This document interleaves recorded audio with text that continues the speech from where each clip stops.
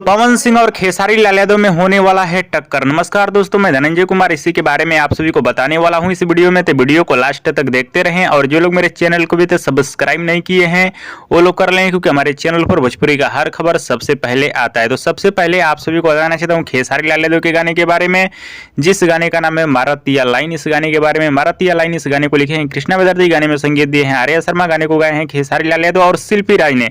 वहीं पवन सिंह का गाना बेहाल महिला, इस गाने को लिखे हैं प्रिंस प्रियदर्शी, गाने में संगीत दिए हैं प्रियांशु सिंह, गाने को गाए हैं पवन सिंह और शिल्पी राज ने।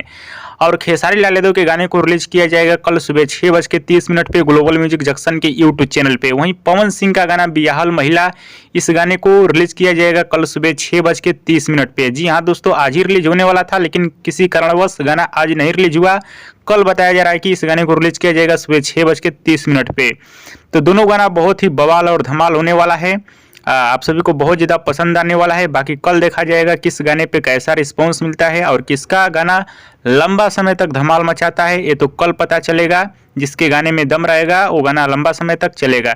बाकी आप लोग किसके गाने का इंतजार कर रहे हैं, पवन सिंह या खेसारी लाल यादव के गाने का, हमें नीचे कमेंट बॉक्स में जरूर बताइएगा। वीडियो पसंद आया तो ज़्यादा लाइक करें, कमेंट करें, शेयर करें, सब्सक्राइब करें। धन्यवाद दोस्तों।